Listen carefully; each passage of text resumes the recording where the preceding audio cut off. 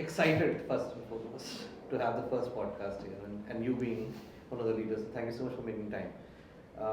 Okay, this is all new, so I don't even know. Same for me. You pulled me in last night and said we have to do it, so I came here. But the excitement of starting something new, just like a product launch, is amazing, right? So that definitely goes in. So I want to really pick up on what you are up to now.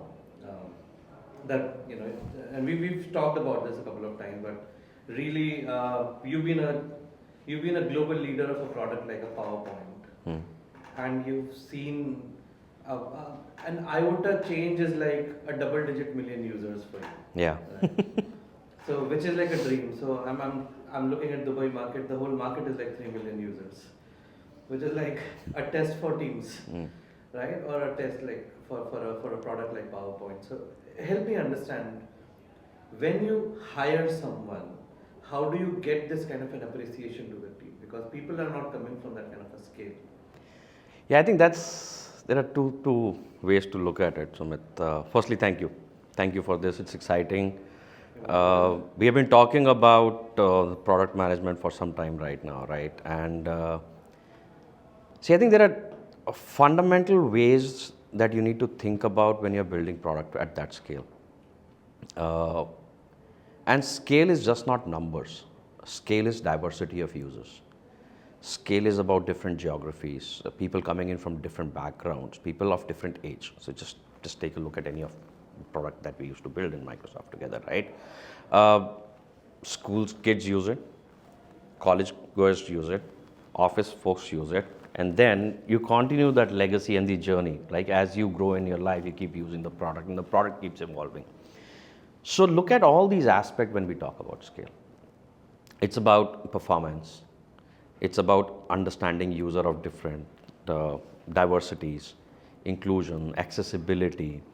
And when we look for PMs, right, we would love to have product managers who are from diverse backgrounds, who understand and bring empathy towards different cohorts of users, who have built products, and it's millions is fine, but if your product ethos is fine, if you're built on the right set of fundamental and foundational values, the product will scale. So for us, diversity is very, very important. We love the new ideas. We love people to challenge the way we are working, because the product needs to evolve as well. So you can't have people who are saying yes to you because they come in from some using those products. So you have to have people who will come and say, no, you're doing wrong. And sometimes that gets reflected in the interviews. They will look at you and say, your question is dumb. This is now how the world works. And that's appreciated, because this generation is different. So those are the kind of things that we look at from the product managers. Not a lot of companies actually do that. And in case if you say to an interviewer like, dude, your question you can tell in the face, right? And I think that goes a lot to how the company at Microsoft kind of works and how the leaders kind of look at it. But interestingly, you mentioned about the new folks coming in, right? But the technologies in which large setups are called, AI, generative AI, Web3, ML. A lot of these are new jargons that people don't know. Yeah. So and you're building products on top of it, right? Tell me a bit more on what goes inside of a boardroom when you're thinking about those strategies, because everybody is new. Yeah. Right. So you are also learning. The team is also learning. So much so that the leaders of the companies are also learning. Yes. So how do you go about building those particular products and strategies and then the roadmaps? I think so you bet on technology, new innovation is coming, but how do you get that thing into the DNA of the organization is very important. And it's just not new. It's a cultural change that large organizations who have been there for hundreds of years have learned to adopt to change. So there was a time when there was no internet. Then came internet, right? Big thing. There was time there was no mobile. Right. Then came mobile. There was a time when cloud was like, I want to keep everything close to my heart, my data, my server, everything is mine. And then we realized cloud is the way to grow. Same as the AI. Yeah, it's revolutionary. Right. It's going to change the paradigm, right? The way people are working. But it's a change in tech. So the organizations should have empathy. Firstly, we have taken a direction, we need to go there. It's a good technology to invest. Innovation will happen. Let's bet on it. But then you need to go through the entire value chain of saying, how do we bring that change? Right? So think about it from a product manager perspective. We need to ensure that product managers understand how they use AI to become productive, right? Tell them how it will help them in terms of their efficiencies, their quality of work. So they get to buy in and they start to use it. When they start to use it, they have a belief in it. Then start thinking about the fact that, okay, I need to train them to start thinking about building services on AI, right? So then they get into that model of saying, okay, how will my customer, if I implement this thing, is going to work, right? How will the productivity happen? How will the efficiency happen? What kind of innovation can I bring into the industry? And this requires a cultural change. This requires you to work with all the product managers at different stages in their career, help them understand what change we are going to bring in, how will it impact them, how will it impact their career, how will it impact their customers. And over a period of time, you kind of start to see some of those folks aligning with you when things are happening. But the same has to be done outside industry also, because you need to get the new workforce in. Right. Now, if the new workforce in is not prepared for this, then you will have a skill gap. And that's where I think a lot of focus with organizations like yours and the way you are thinking about the PM world is going to really help. That's going to bridge the gap between what industry wants versus what people are getting trained on, right? And that's why it's so exciting to partner with you in some of those things. So help me understand. What are those? So when we think about product managers, right, there are some aspects. The classic playbook is decode and conquer by Lewis Glenn. As you talk about product sense, execution, analytics, system design, and that kind of becomes a product pillars for Yeah. a characteristic of what a product manager is doing. Things will change because now you need to also have tech adaptability. Yeah. You need to learn, you need to start using AI. Yeah. A lot of people that I talk to, we hear AI, we probably even use AI, but we don't Yes. know that Yes. this is artificial intelligence. Yes.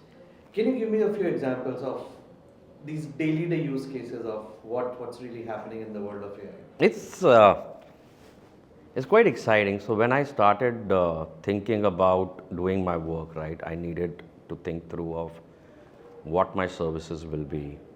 I need to think through of what my site would be, what will be the content in that. So did you build your website? using- Yes, that's where I was coming to. So the entire content on that, right, is GenAI, including images, including taglines, including the content summarization. So that's where you start to feel, and that's what I tell PMs.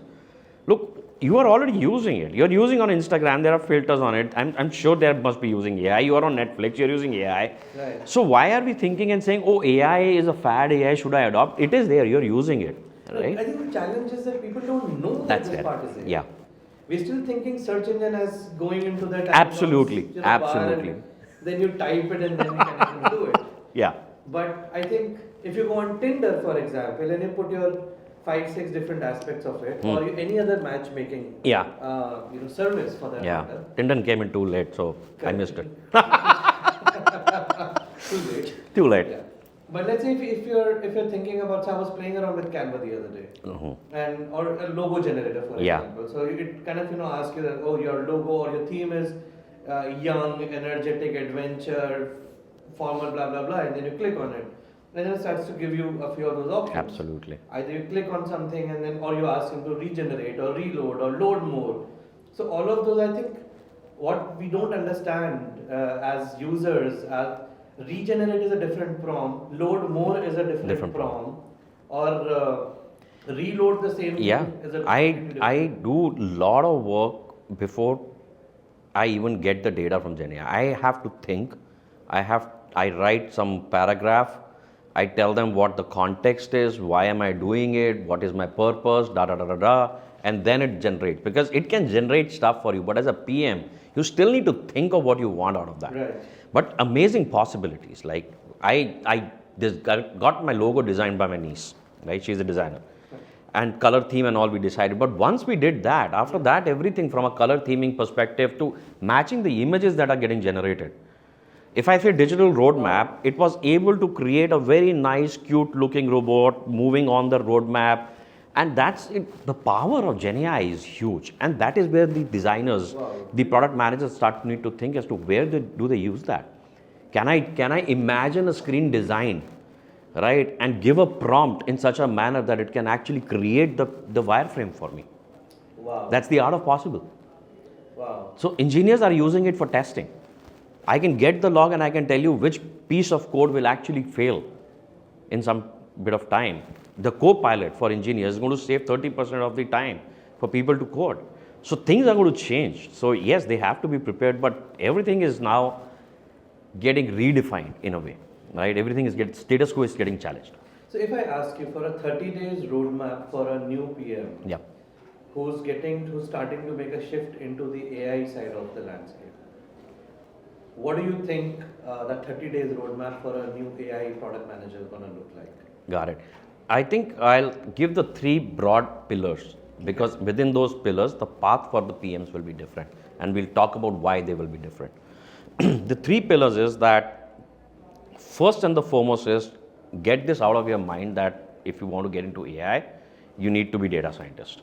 No. So let's talk about three pillars.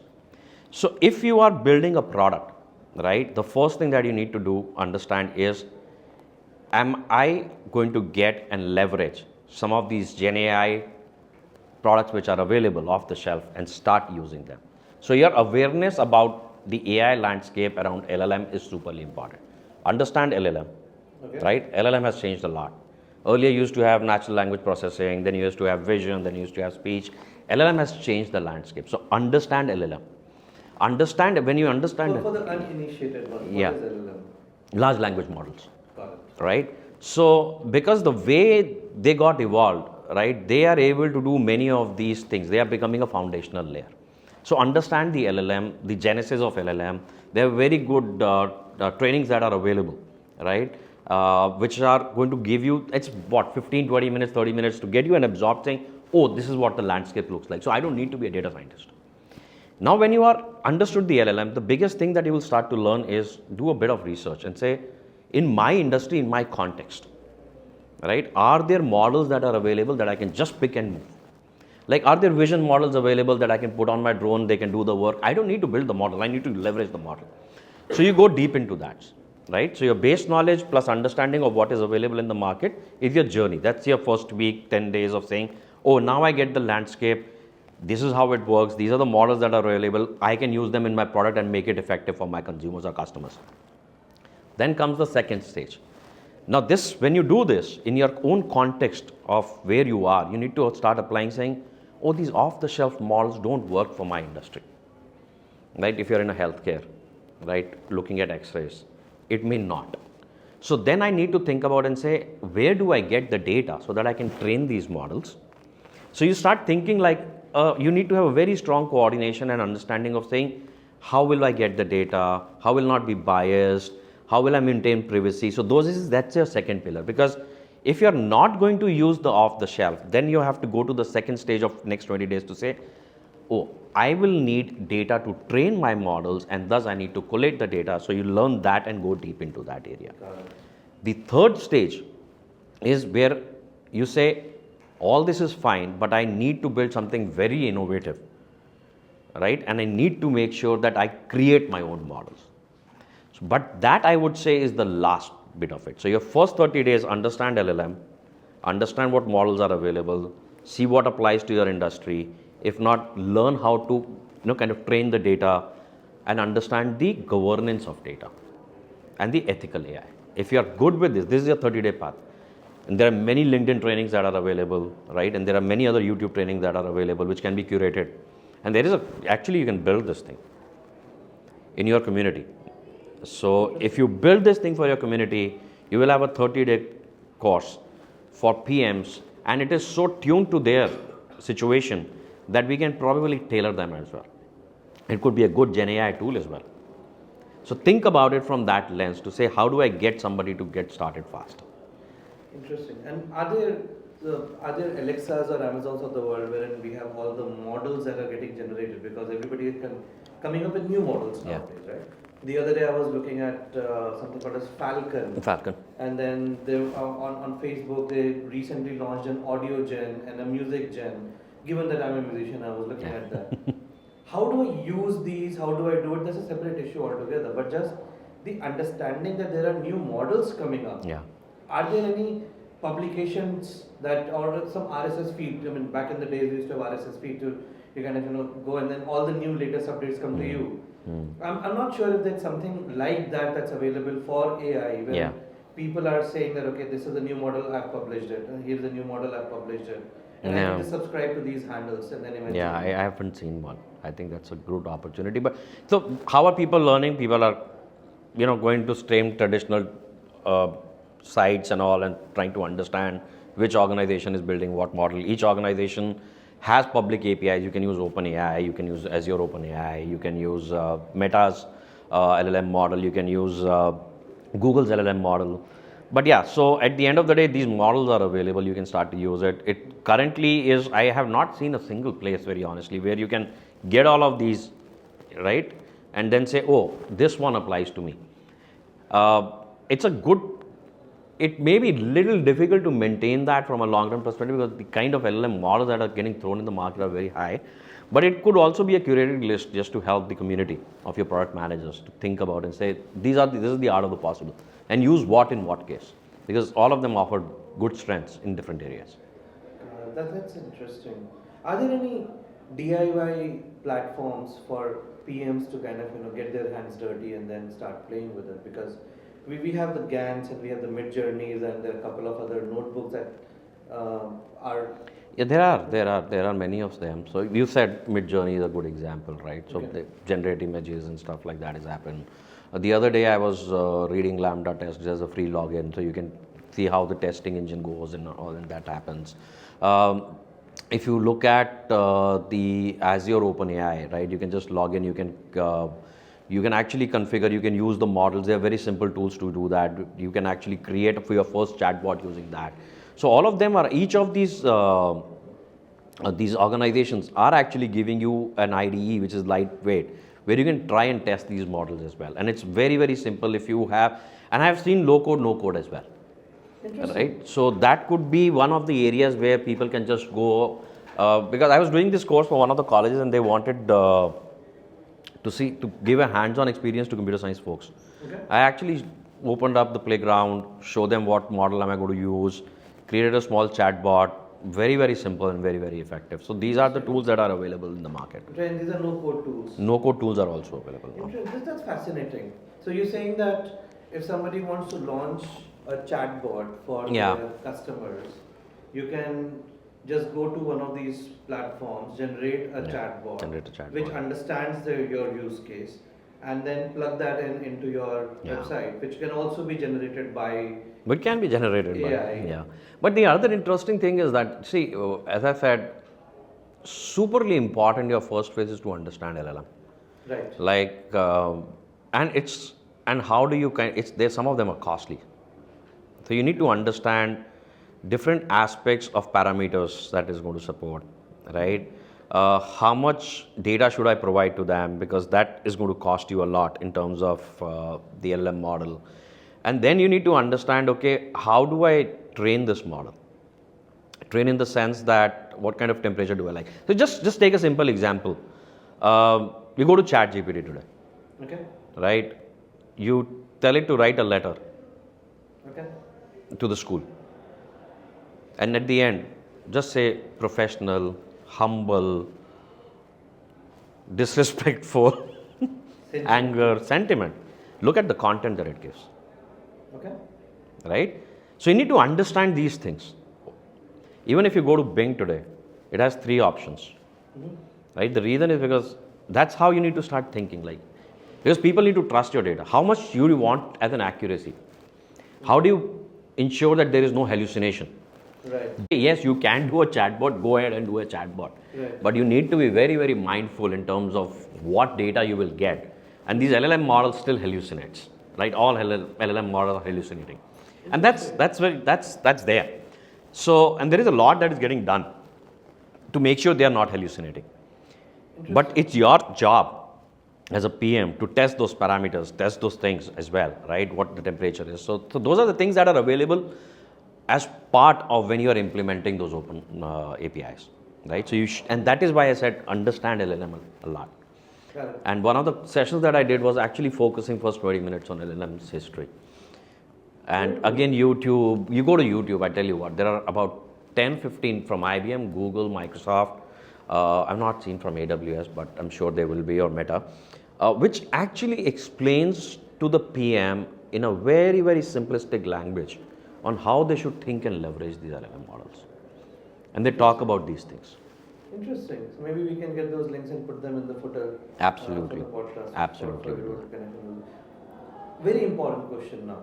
If you have to hire a PM for an AI powered product, how would you go about understanding, or what are the three or two most important questions that you will ask? Or how would you evaluate this person now? Yeah.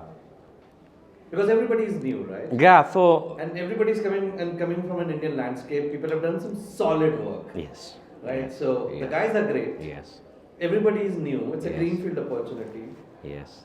How will you evaluate? What do you ask? That's a very difficult question. I'm actually getting a lot of interns. I love working with interns.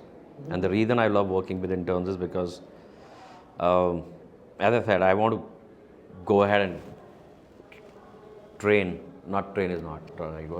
upskill Yeah. 100,000 students and professionals, right, for the digital world. And that's a personal ambition. That has nothing to do with how I get my paychecks. But that's my ambition. So I work a lot with interns and I work a lot with people who are coming in the industry. I think the skill on AI can be trained. If you just look at, we have evolved, Yeah. right? You would have seen so many different variations, innovations in tech world. These things can be taught. Yeah.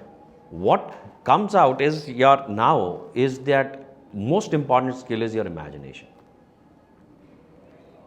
Right? As a PM, if you have gone through a journey where you're saying, I used to build a product where the end user had to do the heavy lifting, versus imagine a world from 5 years from now, right, where humanity is using technology as a co-pilot. So what is your imagination of that co-pilot? Right? How do you challenge the status quo and say what the new world will be? But very important aspect is empathy and keeping humanity in mind. Interesting. So if you are able to do that imagination, the tech world will help you get to where you want. But can you imagine? It's like taking the blue pill or the red pill. Yes. Right? So to me, when I'm looking at people and when they tell me the user scenarios that I ask them for, okay, what do you imagine? I look for creativity. Because that's the most valuable aspect. I can get the wire design done from AI plus designers. I can get the coding done using co-pilots. And we can, of course, upskill you. But can you imagine? And second most important thing for me is that when you're imagining, how are you keeping human-centric design in the center? Because yes, technology and AI can replace you, but it's for us to ensure that we are not doing it, right? So those are the two very, very critical aspects. And you can't teach imagination. You can't. You can still coach them to think broader, Yeah. right? But creativity is something that comes naturally to humanity. So 5 point someone's eventually will have some skin in the game. Yes, Eventually. So that's fascinating. Another thing, what all aspects of the human centricity or human centered life do you suppose will get impacted? Do you suppose healthcare we see? Right? Yeah. Anywhere we have data is possible. It's stuff where we don't have data. Music, arts, acting, right? Do you suppose those areas as well can probably get impacted? We are seeing it. Like it's a very personal incident that happened with me, right? So I was getting some design done for my house, and a very good, like it's kind of my relations only that they're helping me, kind of design it. They're architect, they're designers, and then I was trying to tell them, I was struggling to explain what I want. So I went to my dear friend Dali. And again, I write paragraphs, right, to explain what I want. And it gave me 4 images. Interesting. And I just sent it to them. And they said, why are you taking our jobs? And I was telling them, look, you're thinking of taking your job, but the fact is it became so easy for me to communicate with you, and you saw, oh, this is what you wanted, now we know your taste. So it's happening, it's images are happening. Again, as I told you, my website images happen, right? So images, music, and somebody was asking me in one of the sessions that, oh, why does the IoT models didn't take, why are we seeing so many of these music generation? Technology evolves. It evolves in certain way, and this got the fancy, and it just models evolve. Natural language understanding, humanity understanding. So this is going to happen. This is going to happen. Another area that I feel that a lot can be done with human centric is that with the aging population, right, or people with disabilities. We are trying to think and can be creative, and that's my long-term ambition also, to see how can we help children with learning disabilities through these AI models. And it's not just the AI, the whole things about sensors, understanding your mood, how can we bring IoT, how can we bring the sensors with these learning apps and models to help firstly identify children with learning disorders faster. Okay. How can they communicate a lot better with their parents and ecosystem, and how can they, because that will give them psychological safety. Yes.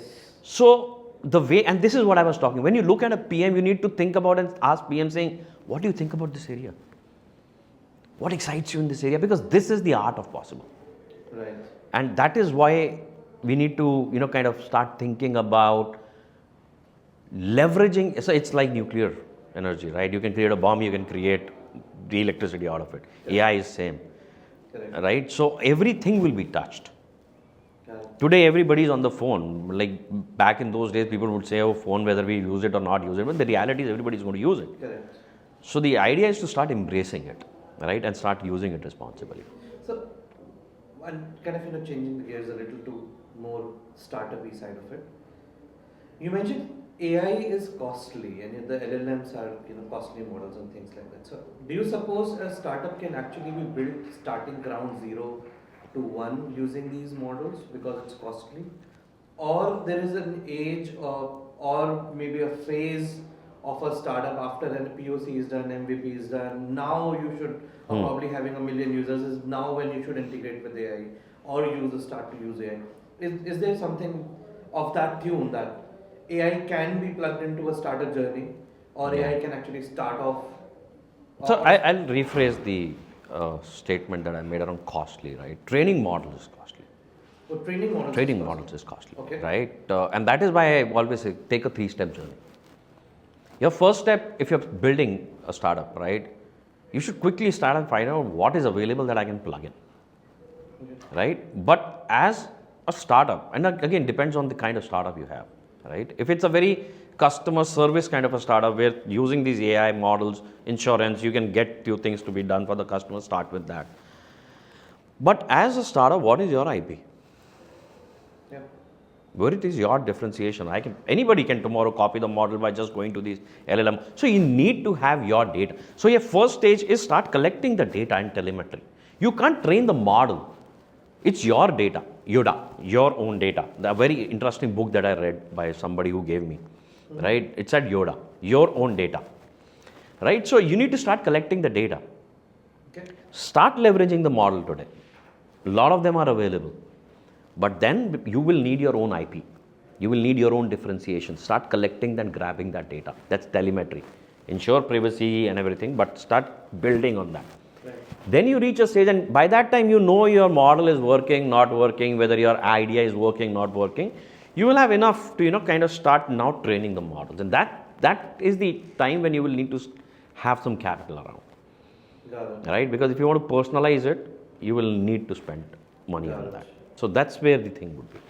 Got it. And any interesting startups that you think are being generated out of generative AI? I mean, we did hear Sam saying that, you ask ChatGPT and tell me about what opportunities can you really make. Yeah. But from Indian landscape particularly, or from a product standpoint particularly, I'm yet to come across a product which is. I read a very interesting, that remind, yeah, this is a beautiful, so somebody on LinkedIn, I respect him a lot. Again, Microsoft. They said most of the things that we are seeing is right now bolt on. Bolt on. Bolt on. So, and I spent a minute on that and I realized why that person said bolt on. Is that everybody is changing their current product, trying to add AI. So, you're bolting on the AI and seeing, oh, it will work for you, oh, it will work for you. But I think the next stage is really grounds up AI products. Yeah. And I don't think we have reached that stage. And there is a big opportunity there. But as you asked this question, I just came to my mind: bolt-on AI versus true, genuine AI built product. Well, you can say in a sense that ChatGPT is one of those, right? Because and it caught the fancy. Yeah. It built on LLM, done from an AI lens perspective, so it caught up, and that's the reason why it caught up, right? It's different. But rest are also now looking at LLM, take the ChatGPT and bolt it onto their products. Correct. So space is still evolving, is what I would say. The other day I saw a beautiful music video completely created on AI. Wow. Do send me the link. I'll do that. I'll do that. This is fascinating. This is, yeah. So, okay, I think I've run out of questions now. So I have a lot of other questions, but we'll figure out those later. But I think recording the picture 27 minutes is a good enough content. We can slice and make chota 1 minute out of it. I'll just make one more on this one so that we will have one for this as well.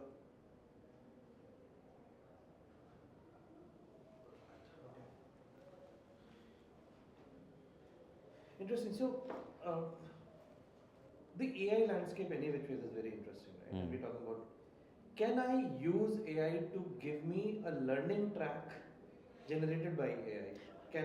Is there a possibility? Because I've been thinking about it. There is a lot of conversation that is happening in the WhatsApp groups and the Slack and other things. There is a lot of learning there. People ask about, okay, which platform is better, which one is not better, which tool is good, bad, ugly, etc. And there are talks around which payment gateway. There is so a much. lot of learning points. So right? much. And I've been thinking about it that if we can actually generate a learning track, because there are a lot of free resources available, can we generate a learning track for somebody who wants to break into product management or wants to learn AI-based product management? Can AI do that for me? I think it's a need, and I'll tell you where I feel it's a need. And I have been through those journeys of startups, large organizations, right? Do the learnings apply all the time? Like what I learned in startup, can I just replicate this in the large world, or can I? No, because the learnings are. If I am doing a consumer product versus if I am doing an enterprise product, correct, right? Correct. Think about an ERP or a CRM system product manager. Right. The challenges are different, and what we train people is these are the 10 things. You go, you learn, you become product manager. The world doesn't work like that. Now, if I tell somebody, if I use like, and this is a constant problem, right? And that makes people very unhappy also.